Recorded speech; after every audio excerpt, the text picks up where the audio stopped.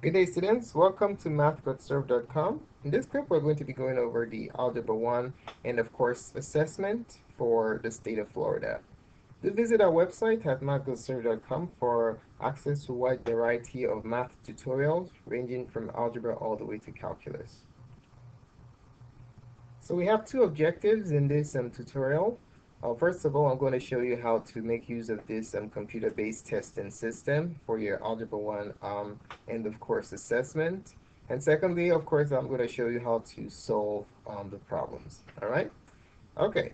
Now, let's take a look at the first problem. But before we do that, we have some menu items here that I'd like to go over um, real quick. First of all, of course, this is the mouse button. And then this um, option right here is to eliminate answer choices. So if you click on that, any answer choice you would like to eliminate, just simply click on it. And then you can eliminate your answer choices, and then you can narrow down your options to the options that basically make sense. Okay? Now, how do you take away your answer choices that you've canceled out, or this canceling feature right here?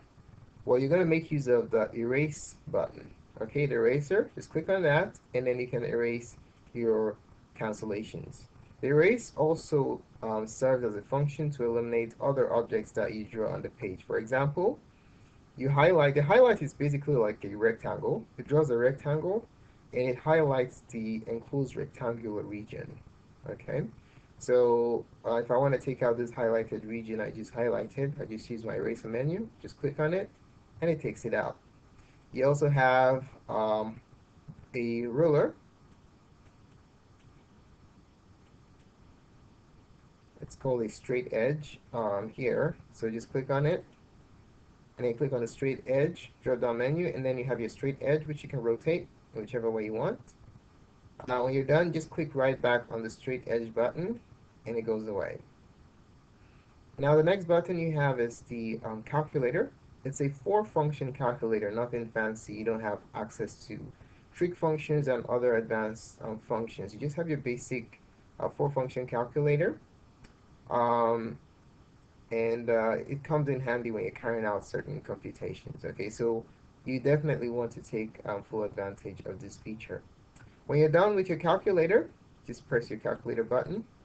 It goes away. Another way you can exit out of the calculator is just by closing it, or you can just move it to the side. It basically hovers over your screen all the time.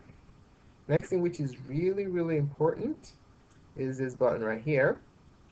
This button has access to two documents. The first one is the one that I really like, which is your formulas. You want to take full advantage of this. Make sure you know all your formulas so that you know which ones to commit to memory, which one you want to rely upon this sheet for. Okay, you can see that you have your area formulas here, your volume formulas for the different shapes with nice diagrams provided. You also have the surface area formulas for these shapes provided also. Geometry formulas are provided, and then your algebra formulas, all of them are provided. We're going to be making use of two of them today in explaining how to solve the 6 problems in this practice test. You have your trig formulas, quadratic formula, midpoints, distance, special triangles, and then you also have your conversion units. So please do not forget to go over these formulas and take full advantage of them on the day of the assessment. Instructions basically tells you how to enter your responses into the option menu, and it's mainly for the free response questions. Okay, few things you want to note is that you cannot enter a dollar or percent symbol in your answers. Okay, you cannot enter numbers, fractional results in the mixed number format. You must convert it to improper fractions before you enter it there. And then one of the problems we're doing today, you're going to have a fractional result. How do you enter fractions? Just simply use the forward dash symbol. Another thing to note is that you're not to leave spaces between your answers. I'll illustrate that later today while we work. Okay? So you definitely want to go through all these instructions 1 to 4 in detail before you take the test. Okay? All right, now let's go to the good part, which is actually solving problems. Now let's take a look at question number one. I'm going to be switching to my scratch paper so I can write in such a way where you can see all the steps.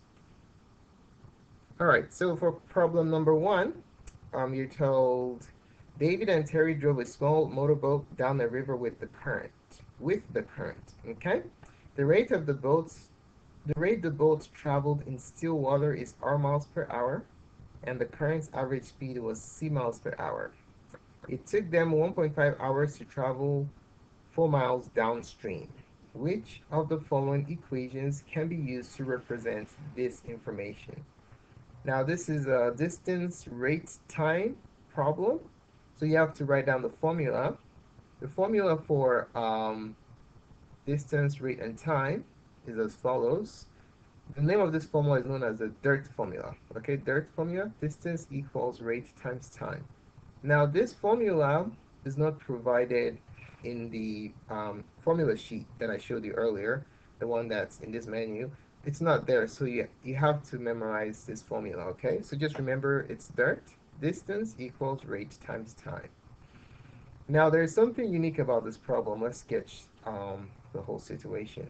What's unique about this problem is that you're going downstream, okay? You're heading downstream. The distance you traveled is 1.4 miles. You see, you traveled 1.4 miles downstream, so distance is basically 1.4 miles. And the time it took you was 1.5 hours. These are not composite, they're singular, okay? But the part where it gets a little bit tricky is the rate. There are two rates here. Do you know what the two rates are? The motorboat is moving, and guess what? The river is moving also. So we have two rates. So we're going to have a composite rate. That's why the problem looks complicated like this, okay? So what are the two rates? Let's go ahead and write them down. So we have the rate of the current, because when you're going downstream, you know how the water flows. So the water is flowing, kind of flowing downstream like that. My sketch looks terrible, but yeah. Anyway, so the rate of the current is defined by the variable. It says the current's average speed. Speed and rate are the same thing. So that's C. And what's the other rate? The other rate is the rate of your motorboat. Okay? The motorboat that that David and Terry are on. So there's David right there, and that's Terry. And the boat is a motorized boat, so it propels itself. It's not like it's drifting downstream, okay? So the second rate we have is the rate of the boat. And that's given by, it says the rate of the boat in still water is given by r miles per hour. Okay? So what does this mean? This means that in our formula, this rate right here is a composite rate. It's the rate of the motorboat plus the rate of the current. Okay? So in our distance, rate times time formula, before I make use of a formula, I like to list everything that I need. So we already know the distance is 1.4 miles, as indicated in the problem. The time is 1.5 hours. The rate is a composite rate. It is the rate of the boat plus the current C. Okay? So if we plug in these three values into our formula, we're going to have distance, which is 1.4, equals rate, which is R plus C, times time, which is 1.5. Okay? So we can clearly see that our answer is, let's see, distance. Oh, actually, the distance is what? 4 miles, right? Why did I put 1.4? The distance is 4 miles, so let's go ahead and change that. The distance is 4.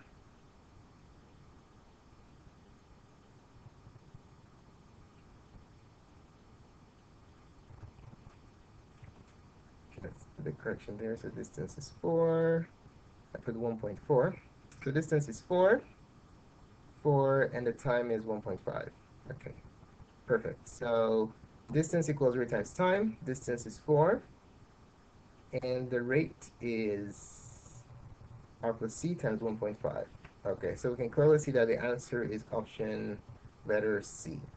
Okay, let's go ahead and indicate that in our multiple choice, in our computer-based test. So you just basically click on the bubble that corresponds to your correct answer. Okay, so click on that. We can see that the answer is option letter C. All right, let's take a look at the next problem. And also, if you take a look at the bottom here, it tells you what number you're on. So there are 6 problems in this practice test. So we're on question number 2 now. All right, so let's take a look at that. All right, so it says let A be -3, -2, -1, 0, 1, 2, 3. B is 0, 1, 2, 3, 4, 5, and C is 1, 3, 5, 7, 9, which is equivalent to A, U, B intersect C. So what these notations mean, U basically represents the union of 2 sets, and N represents the intersection. Okay, intersection. So what's common? One thing you want to notice is when you're writing down set notation, you do not repeat elements of any set, okay? So what we're going to do here is we're going to follow the order of operations, okay? These two are grouped together in parentheses, so we have to do the union first. We have to unite these 2 sets first, and then we find an intersection with C. Basically, what is in the union of these 2 sets and also in C? That's what we're looking for, all right? So let's do it step by step. We're going to find a union first. So to unite sets A and B, I'm going to write set A, which is -3, -2, -1, 0, 1, 2, 3. And then set B, set B is 0, 1, 2, 3, 4, 5. You notice how I'm organizing my sets, elements of my sets? I'm organizing them where like elements are in the same column. All right, so why did I do that? Well, it's easy to find a union or intersection. When I'm finding the union, I'm basically combining these 2 sets without any repetitions, okay? So A union B is just combining the 2 sets. So -3, -2, -1.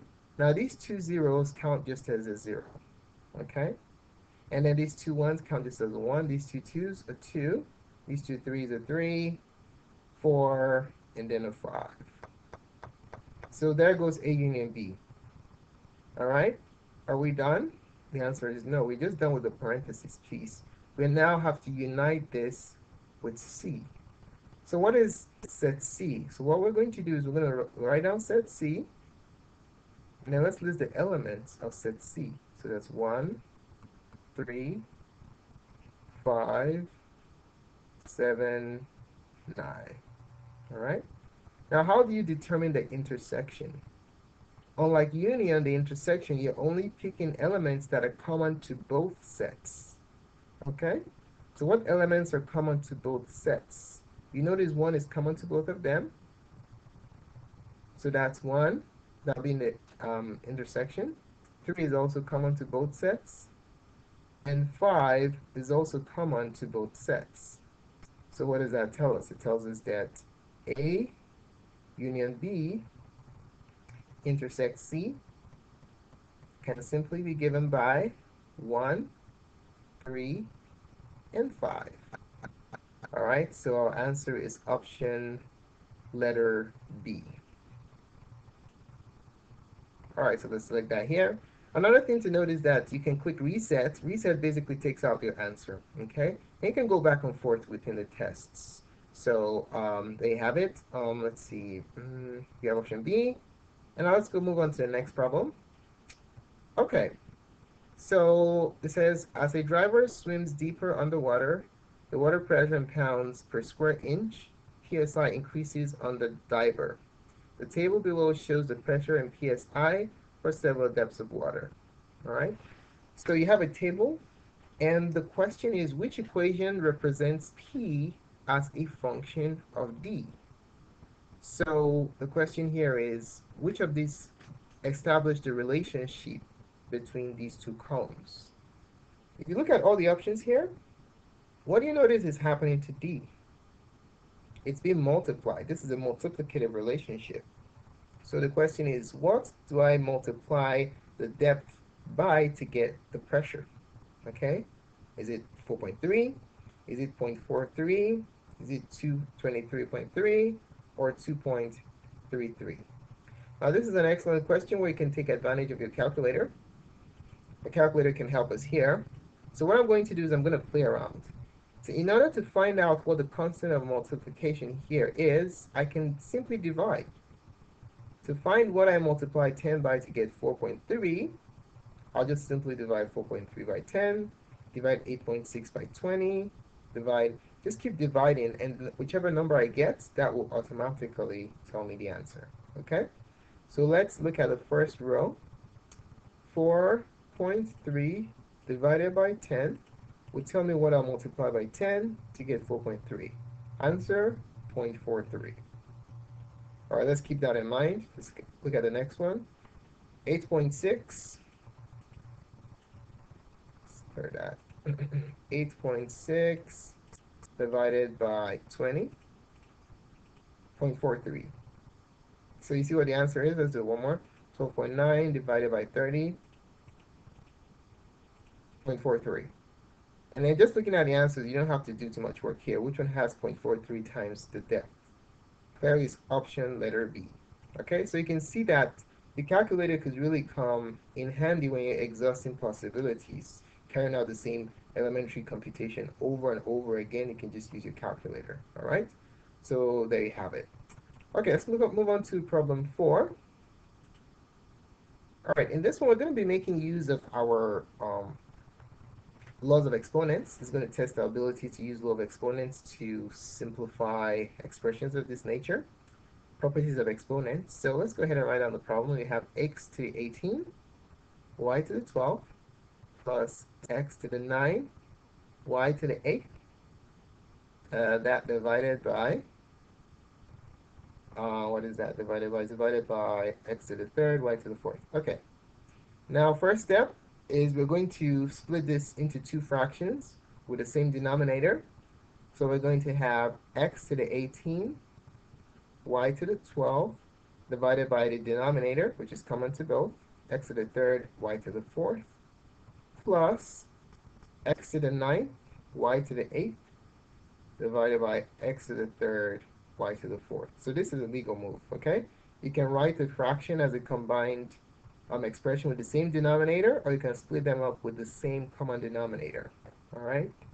Now this is where a lot of students make mistakes. Because you're dividing, some students might just divide. They might just simply divide the powers, and you get 6 and 3, and then they say, oh, it's option letter C, and that's wrong. Remember the properties of exponents. Whenever you're dividing exponents with the same base, so let's say you have x to the a divided by x to the b, you divide the powers, x to the a minus b.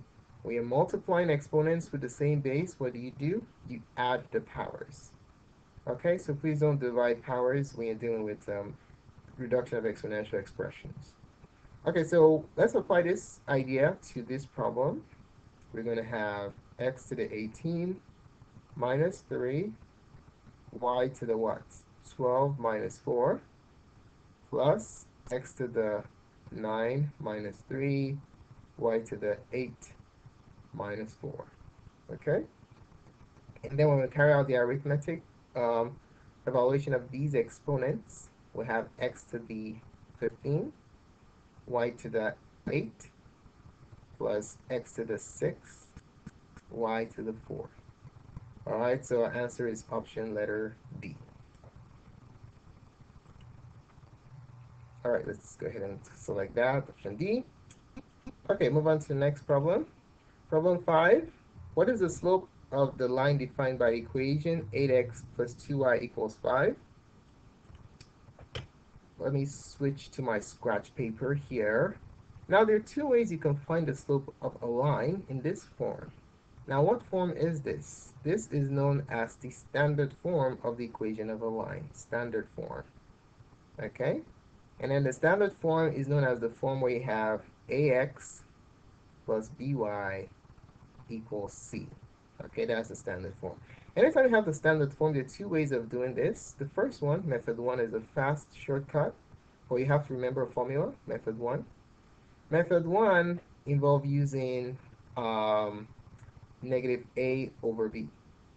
Okay, so I'm going to show you the two methods. So for method one, the slope is basically given by negative a over b if the equation is written in standard form, and that's the case here.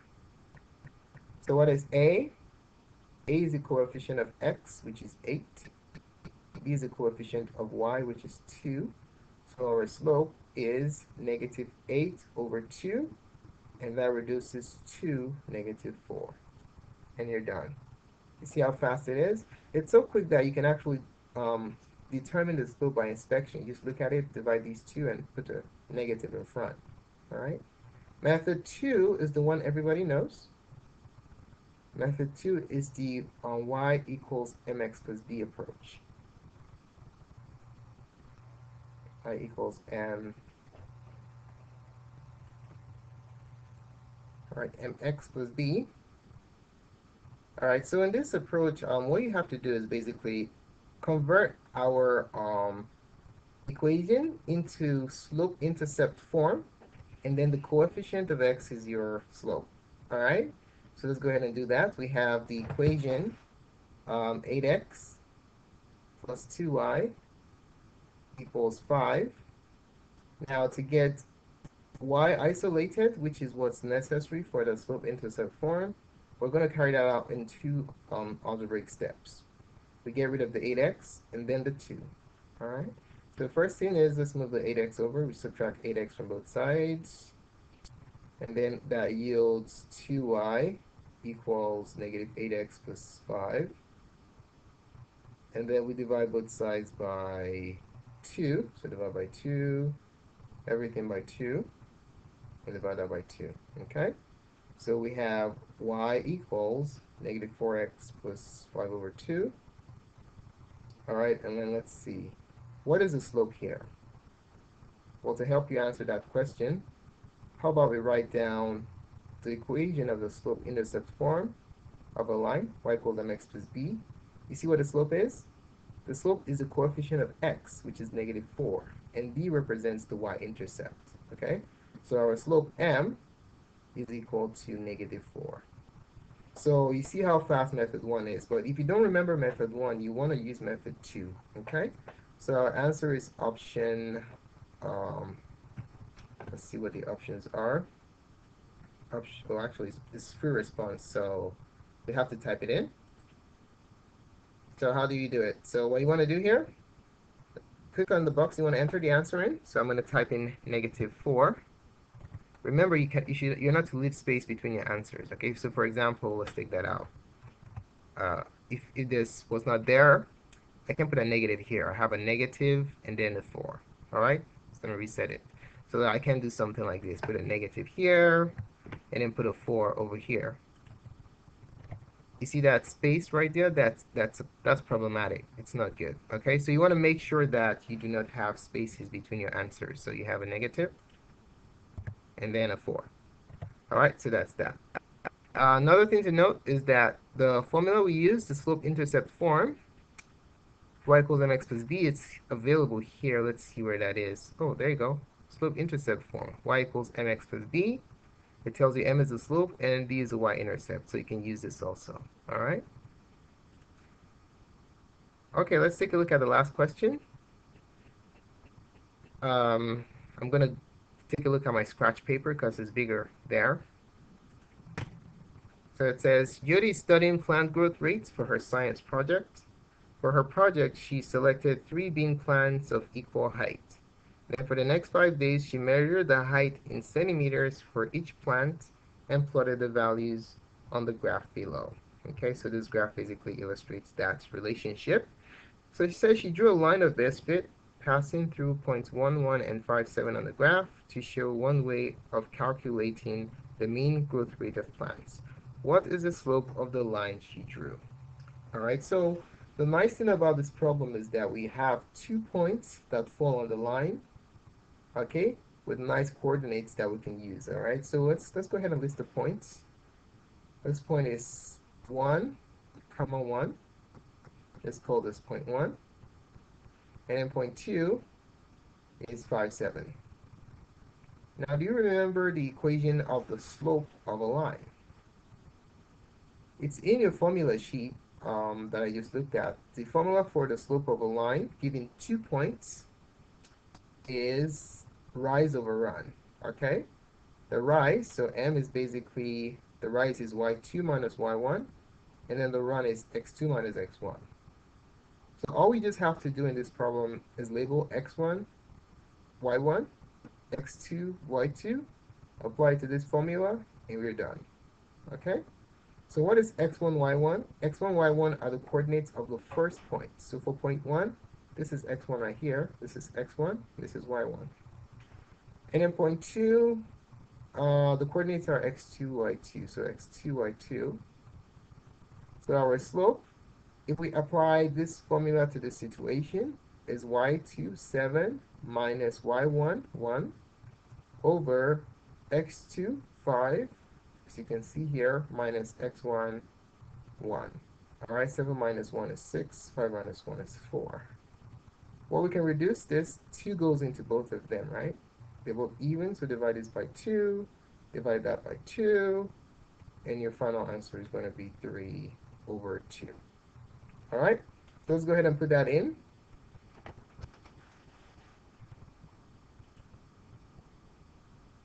Okay, so how do you answer 3 over 2? Just simply click the first box, click 3. My computer isn't working. Come on. Okay, 3. And then for the fraction bar, use a forward slash, and then 2 for the denominator. Okay, so that's that. When you're done with your tests, you just go down, click next, and then if you didn't answer any question, it will tell you here that a question has not been answered. And also, if you selected a question to review, it will also be indicated here. Okay, so when you're done, just click submit, and then you say submit my test, or no return to the test. You can select whichever option that you like, and then that's basically that. So let's go ahead and submit the test. Do you wish to submit the test? Your answers, yes. Okay, and then you just close the test. Thanks so much for taking the time to watch our presentation. Really appreciate it. Feel free to subscribe to our channel for updates to other cool tutorials such as this. And in the comment section, feel free to post any questions you have, any clarifications that you'd like us to make, or any suggestions that you think would help make our tutorials better. We really appreciate it. More clips can be found on math.serve.com. Thanks again for watching. Have a wonderful day.